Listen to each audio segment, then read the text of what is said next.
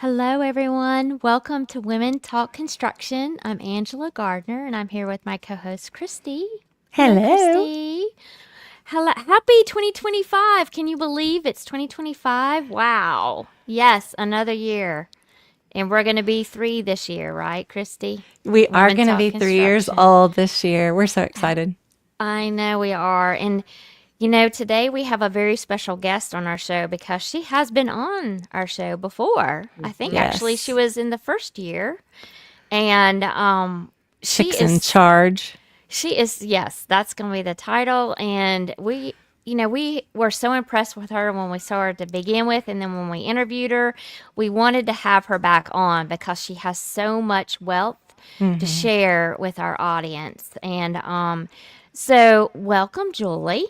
Thank you very much, Angela and Christy. I'm so glad to be back and kick off the new year. Yes. Yeah, share a little bit about with our audience what you're doing right now. Okay, so right now I'm getting ready to start the year with a lot of positive energy and new team players. It took me till 60 years old to delegate some of the things I do because I'm a one-stop shop and I actually do the design and the Mm. build and project manage it. So now I got this office under me and all the systems are in place and we work like clockwork together now. It's like a symphony orchestra of the Nice. office because the office part behind me is not only counting money and doing billing, it's all the project management and all the Hmm. accountability of what we do every day, plus being in the field. I got one new project manager in the field, so it's really come together at Mm. 62 years old. And you never stop learning Woohoo! about yourself and how to improve is my motto is stick to your truth this year, work with people that are like-minded, and don't put up with anything that doesn't align with you because it affects everything. It Oh does. yeah, that's great advice. Mhm. Great advice. Yes. So we are praying for you. Julie's from California, praying for you and praying for California. Really sorry for what you're all going through, and if there's anything we Mm-hmm. can do, please let us know. If we can do a special live and talk about what help they need out there. I think Angela and I are willing to do whatever we need to do to support you in California right now. So thank you. Yes, we have everyone in our prayers, and the realtors have really stepped up, and a lot of the local agencies, the mayors, everybody down here in Orange County is donating food to clothing to everything you can imagine, offering their homes, their Mm, Airbnbs. So there's been a ton of outpour of help, and nice. it really came together fast. So we're monitoring the situation. We're making ourselves available because Orange County is the southern neighbor of Los Angeles. So Yeah. Mm. it's been huge. Awesome. So glad to hear Mm. that. And I love to see people come together. We just went through that in the Carolinas. As you know, Oh we yeah. just went through a major catastrophe. And it was just really cool to see people that don't think alike come together and be harmonious and supporting each other. So that was awesome. Let's start asking some really tough questions. I'm going to Mm. start with a tough one today. Mm. Um, how do we get more women and students to want to enter our industry? Well, first of all, the parents, your parents are first. Mm. And then my parents never told me I couldn't do something because I was a girl. So it starts with that. So, and a lot of people and cultures, there's a thing, Mm. but it starts with the parents. Open the doors, get your girl out there if you don't have sons, your girls are going to do it all like me. My dad didn't have sons. We did all the boys things, including the sports. But if you do have brothers, the girls should be able to participate and learn and yeah, pour concrete. I was pouring concrete at 14 years old and driving a bobcat, so Very whatever. cool. Wow. But then it starts with the schools and introducing this at an early age. You have those Home Depot classes where kids learn how to do construction. They're one of the biggest ones on that, but it starts with parents and then it goes into the school system and then you start directing them in career paths in high school. So what happened Hmm. to shop class? It's gone. Everybody wants to be on the computer. What's going on? So Mm. the women in truck driving business and the women in construction are the two places I see some big pickup in. But and it just needs to be okay. You have to give them the okay. I can do this, because once somebody gives you the validation and the okay, then you think about it. That's all it is to open the door and start the discussion, make the suggestion. you know. I mean, Mhm. I'm living proof it can be done, Yeah. but nobody's right behind me. I'm 62. I did it early. Yeah. So we need to see a big push. And it starts, you know, in high school. Yeah. And talking about it. Yes.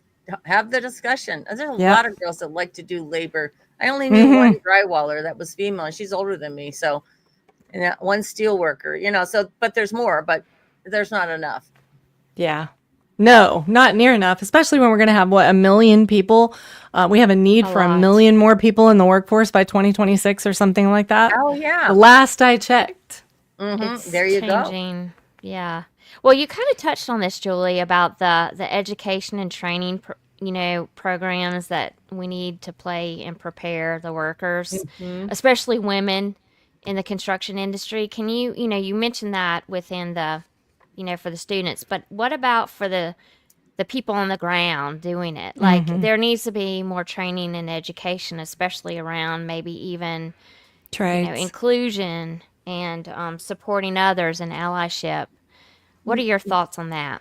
Well, there's a lot of women that wouldn't be in construction today if they didn't have a company that paid for their education and training. Like I know a lady, Kathy, that drives big equipment in Canada, and she wouldn't be where she's at if her company didn't open the door for her to be trained. Now it's all men and her, you know, but she wouldn't have succeeded and now drives the big equipment if they wouldn't have trained her and allowed her into the band's circle. So they did, Mm. they allowed her in, and then they trained her, and now she's better than the boys or the guys. So, but she had to go to a job fair, and then at that job fair, you know, she was 40 when she changed her career, and Wow. you know, and I'll introduce you to her and Kathy We and would her love friends. that. They do a Yeah. podcast too, and it's just insane. You know, the opportunity came to her at 40, and they trained her. So Mm. women have to be accepted because, you know, you think of the union and the men, and they give everybody a hard time if you can't keep up, but women get a hard time once you try to go up the union ladder. And I know another girl, she's a framer, and she's working her way up the top of the union. It's tough because the men are tough on her, because that's how it is in commercial construction. But it's they got to be accepted by the field, and then you have to be trained. And construction is no race, creed, or color. It's your skill, but you got Yeah. to be Hmm. trained and know what you're doing. It's when you are on the slab, it's what you know. It's not Hmm. who you are. It's what you know. It's because it's you know, it's a whole system's in place on the slab, and knowledge is power. You got to know what you're doing. You can't be there. Absolutely. It's Absolutely. dangerous. Dangerous if you don't know what you're doing. So I know a lot of people think that we have a lot of barriers in our industry, right? Hmm. And I never felt like I had a lot of barriers. I didn't think that it was the perfect situation, right? But no job is a perfect situation. So I want to talk a little bit about mental health. Mm. You Perfect. are running, pardon me, you are running 100% of the time, all the time. Somebody's reaching out to you via email, via text. You're analyzing the job. You're figuring out what materials to be there. You're trying to figure out how to make your customers feel like they're being communicated with. There's so many facets of the job. How do you keep your mindset in the right direction? I think a lot of people would love to hear that, right? You've been doing it for a very long time, since you're 14, and you built this great big thing. You're building multi-million dollar remodels, probably close to a billion on some of these jobs that I've seen. Yeah. So how do you approach that? Like, how do you keep that positive mindset that I know you do, because I see you all the time? Hmm. You're always replying back to our newsletters saying, great, great info. We appreciate that a lot. Like, how do you keep that positive mindset? Okay, so first of all, I aligned with what I am good at and what I love. So I love what I do. I've Mm, had jobs in the past that don't work out so good because I'm not aligned with them. And so I'm not in a position where I have to work where I'm not blossoming and um, mm, flowering. So I love what great I do. So advice. I wake up every morning wanting to do this, wanting to get it done. And my personality, my individual personality, is I have to do my checklist every day and get it done. So it's like a challenge, and a happy challenge to get this done every day and make the client happy. and get to the finish line, because I am providing a stress-free environment for the client, so they got to be buffered from Yes. all the stuff I manage. And so how I manage is really with love and respect, a deep respect for everyone around me, because That is amazing. I don't have HR issues. My guys, I respect them, they respect me, I'm loyal, we have the same team for many years, so that's a big one. So how do you manage and how do you stay stress-free? Know yourself, treat yourself, don't hurt yourself. If you're stressed out, think about it. Don't go do something that's going to injure you, like overdoing certain things and Yes. substances. And so honestly, I started yoga and meditation at 40 and really learned how to stay balanced and grounded, because it's not about dealing with the crazy, it's about getting them away from you so you can do your best job and Nice. just run through the ocean of the world, without because you're always going to have waves and Mm-hmm. storms coming at you, but you want to keep your ship steady, and you got to be true to yourself. And it really takes self-reflection and not hurting yourself by, I don't even want to go there with what people do and get distracted, Yeah. and Yeah. stay away from the 7 deadly sins. Yes. Great advice. Great advice. Stay away from the 7 deadly sins. It's just so many people that ruin their lives because they're worried about keeping up with someone else, and they drink too much, they want to be doing what the other people, and they're focusing on the wrong things. Yeah. You got to focus on your truth and what you're really good at, Yeah. and you'll never go wrong. Wonderful advice. Thank you for that. Yeah, I agree. Yeah, I actually found yoga and meditation in my 40s as well, and Isn't it it's I funny? mean it saved my back doesn't hurt, my neck doesn't hurt, the stresses. I mean, it's a wonderful thing to do. I And just hiking. found it. It's good. I mean, I just found yoga. So hopefully knows my the next pigeon and my pose back's going to now. quit hurting. there you go. Pigeon pose is my favorite. You got to open the hips because we sit all day. Yes, it Yes. helps tremendously. And just stretching backwards, just like 7 little moves you can do practically from your chair, just to get rid of us sitting all day and driving. Yep. And sitting and driving, and my Yeah. traps are like steel. Yeah. Or I'm sitting on an airplane, sitting in a car, sitting Yeah. in meetings. Yeah. Mm-hmm. Oh Yeah. yeah. I might So, need some tips. I'll call you guys for yoga tips. That's easy.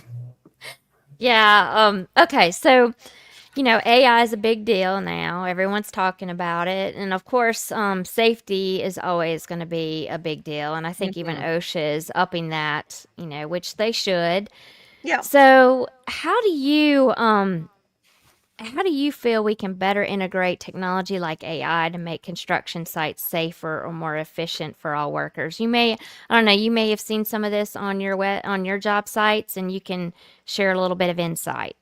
Well, as far as AI goes and making it efficient, there's huge technology. So what I do on my job sites for efficiency is I have a placard card, which is laminated with a QR code with everything that goes in each room, and flooring, countertops, color of the paint, everything's on a QR code per room. So you don't have to Google. It's on your phone at all times. All the specs for everyone. So you don't have to call me 1,000 times a day, because I used to Oh, I love it. dish it out to each sub. But I have a new program called Build Effective, and I want to share it with you. A man I know named David Scholar invented it, and he takes my plans and all my specs and puts it on there per room, per job, with a QR code and all the warranties and everything for the client at the end of the day. So it's all saved and stored. It's just a fabulous thing in addition to the plans, because I used to have a spec binder paper that I have to update on the job, and that gets dusty and thrown around, and then I have to update it every time somebody changes their mind. So that's number one. But the biggest thing I do is I pay a company to come out once a month and talk about safety, and there's a different topic every month. Nice. And then every week we do a report on how we're doing on safety. So it's monthly training and weekly reports on how are we doing, what do the job sites look like. And these guys are learning, and it really helps. And our last meeting was about, morale and, how do you feel on the job, when you're not respected, because when there's dysfunction from the top and you can't get your specs and no one tells you what you're doing that day and you don't know where and you're drug around all over the place and unorganized, that it comes from the top down. So it creates this whole low morale, and then people start fighting. So we talked about that because we don't have that with our jobs, but most jobs have that, and they have a boss that yells at them, and then and nobody's organized. So the organization starts at the top, and my motto is it all starts with a good plan, and that turns into bids, and then that turns into what we're doing every day, the schedule. So it's Right. really easy if you do top down from design to build. And I can't handle stress because some people, we don't need to add that to work. So No, I take the stress agreed. out. And most people No. don't get that part. And I'm sorry, it starts with the boss. So Yeah, and you're primarily residential, right? yes, I mean, and residential I don't know remodel. if residential is like this out there, but in our area, safety is it's It's it's huge. probably got to change. Mm-hmm. Yeah, Yeah, I as mean, they at don't- least in residential here, because well, it's not the same thing as commercial or industrial. no, So they don't you're have doing it. great things. I want to give you a kudos. And the thing is, I really took the extra step on safety because it also lowers my insurance, but it Yeah. protects the Oh, men. yeah. The one, Your that little people. report we do once a week lowers my insurance, but the other stuff I'm doing it out of pocket because I care. So and It it does help. matters. But residential, I came from commercial, so I was like blown away how messed up residential was and no rules. So No rules. yeah, and I really have diligent rules, just like a commercial site, and it really makes a difference because everybody needs rules and parameters, right? In all relationships and all situations, but at work, you just need it. So that's my big thing, is because safety goes with morale, and it all goes together. If you look up, my safety classes, they cover everything from dehydration to how you feel, and don't come to work angry. If you're fighting with your wife, turn off the phone, because you could cut your hand off or fall off the roof if you're Oh, arguing with her yeah. at work, because that's happened. Oh, wow. Yes, it has. I saw that in the news. Somebody did it recently in Georgia. Yep, the guy's yelling at the wife, takes a step back and falls off the roof. How many Yeah. times I heard that story? Yeah. Yeah. Those are Wow. little, I wouldn't have thought of that, but that's, yeah. It's amazing what the safety classes are, and they're all related to actual things that have happened that could have been prevented. So let's shift gears just a little bit. What can we do? We get a lot of folks, a lot of women who ask us, how do I shift gears and get into the construction industry? We love what we're hearing. We love what you're doing. We've loved some of your guests and really want to do something similar. How do we start?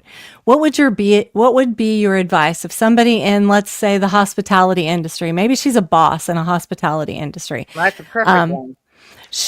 I mean, they're jam up, right? They know how to organize. They know how to be project manager. Like, they know all the things. How do they start finding a new role in the construction industry? Well, you just hit the nail on the head. Go into project management. If you want to take courses, great. And then you can take a course online, but get a job with a contractor or a large construction company. Well, they'll train you and bring you up, because all you have to do is work, a year. But if you already know project management, it's like that. So, Yes. and then you learn, as soon as you learn construction and the rules and regulations, you're golden. And it, they say you take 4 years of experience. To get my contractor's license, I had to kind of prove I had 4 years in the dirt. So you just get a job with someone and get your 4 years, and then you can get your own contractor's license if you want to go that route. But project management's where it's at, because that's all I do all day long. They don't have to go to school, right? No, you can learn it on the job. You could take a course if you wanted to. Yeah, if you want to, you can. But all you have to do is learn the CSLB rules and look at the course, and you just Google stuff. You're good. But you got to learn it by standing in the dirt. Yeah, agreed. Love that answer. I can't believe 20 minutes is up already. We got to have you on again we got so much to talk about. A So live or something. I'm really, before we started this, and I'm just going to throw it out there in the universe. Before we started this podcast, Angela and Julie and I were talking about some things that we thought would be cool. And one of them is a live with 4 or 5 other women owned builders, and just letting them talk to each other and the audience hearing, just the challenges maybe they face, or maybe how they get through each day, or how they find their contractors like Julie just did. I think that would be cool. So Julie, are you game if that's what we decide to do? Yes, I'm ready. Okay. Awesome. Awesome. Well, thank you so much for joining us today. Yes, We thank want you. the whole world to know, 75 countries to know we are blessed to have that many women and men listening to our podcast. How to get a hold of you. If they want to build something in California, if they want to follow you, if they want to ask you a question about how they get into the industry. And Julie is really great about helping people that reach out to her. We know that Yes, for a she fact. is. We've introduced her to a couple of folks. Tell everyone in the audience how to get a hold of you. Well, the easiest way is to go to my website, which is just www.julielawton, and everything on social media is under my name. My Instagram's Julie Lawton DB, which stands for Design Build. So it's just go to the website and it's all there, and click a link, and boom, it's all there. I love it. Simple. Like, I love the systems and processes that make your life very simple, right? Oh yeah. Oh, yeah. And make everybody else's life simple too. Thank Yep. you for pouring into our audience today and just sharing all your wisdom and advice for the next generation. We, as a team here, the 3 of us, we really want to see more women who are not only capable, but will succeed and be a bright light for the construction industry. So if you're not thinking about it, start thinking about it. Have Do a, it. Any have a, age. You could be 50 and do it. Just any it age. doesn't matter what age. I have Yep. a very good friend who started at 60 and she is absolutely loving it. So yes, Julie made a really good point. You don't have to be 14 and start in the dirt and drive a forklift, or no, what was that? Bobcat. Bobcat. I knew it was a forklift. I mean, yeah, but way more important than a forklift on a job site. But thank you, Julie. We Thank you appreciate very you. much. you. Let's do this again. Let's keep it Yes. rolling on women in Yes, construction, because it's important. it is very important. Mm-hmm.